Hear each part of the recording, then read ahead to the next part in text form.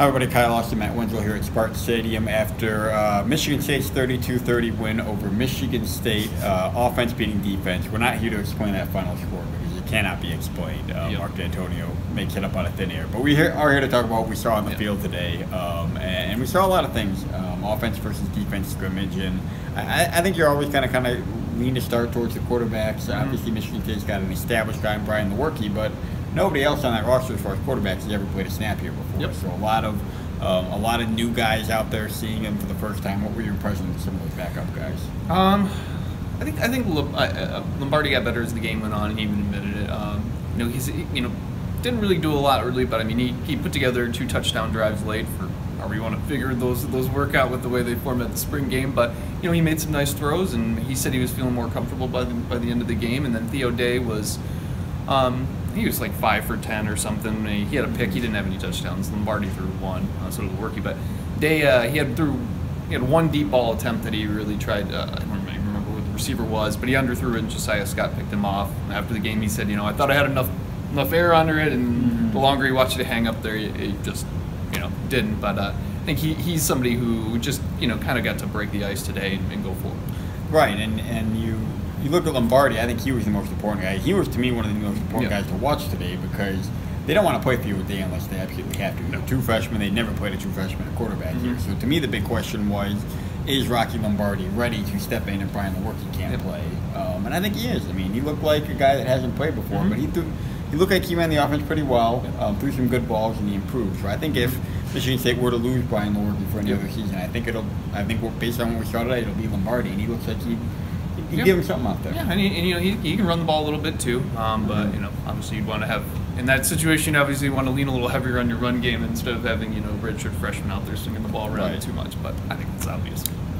Takeaway number 2: a lot of notable guys were not out there. Kind of varying reasons. But is there anybody that stood out to you, or that you think you're concerned at all about going forward that we didn't see? Well, I mean, they didn't. Pretty much, they're 2 returning starting linebackers. Joe Bacci, he dressed. He didn't play. Andrew Dowell was nowhere to be seen. But started the spring, they said that their linebackers were dealing with some injuries without getting specific about it. But so Bacci had a cast on his left wrist and forearm. But you don't really get too many specifics from the program about why these guys are out. Felton Davis didn't play, which was a surprise. We hadn't heard anything about him all spring. He was out there though. Was moving. Felton Davis? Street clothes, yeah. Oh, okay. Yeah, I didn't spot him this stuff. Okay. David Beadle didn't play. Cole Schuens didn't play. So I'm trying to go off the top of my head. And yeah, I mean there were notable guys out there, but then again, it's April. I mean there's plenty of time. So barring something being really serious, these guys have time to get healthy. Right. And Mark D'Antonio said afterwards there were guys. He didn't get specific, but he said there were guys that could have been out there and just didn't. So you don't know who that is. And they've got time. I was surprised at how many there were and how many big names there were, I guess. But if any of those guys were long-term, you don't see a whole lot of spring injuries bleeding into the fall. So it's probably okay, but it was notable nonetheless. And then takeaway number 3, running back was probably the thinnest position for them this spring. I mean, obviously LJ's the big name everybody knows, but beyond him, they're working a whole lot. What did you kind of see from some of the other guys that were out there? Yeah, I mean, we never expected LJ to get the ball 30 times today. They're going to try and keep him healthy for when they need him, obviously. Connor Hayward, as expected, had more carries. I think he had a pretty decent game. He had a touchdown. He had 11 carries for 44 yards. Alante Thomas, the guy they've been talking about in practice, is a transfer. He arrived as a walk-on. I think he was at Saginaw Valley State or where he was at before. He actually led the team in rushing. He had 77 yards on 10 carries, but he also had some fumbles. So a little mixture of good and bad, I think, from there. I think, as long as they stay healthy, as you keep LJ healthy in the fall, that's going to be the guy you lean on. Hayward's your number 2 and go from there. And they got 2 incoming freshmen, Darius Jefferson and Elijah Collins will be in work with the team this summer when they arrive in campus, and that'll give them a little more depth.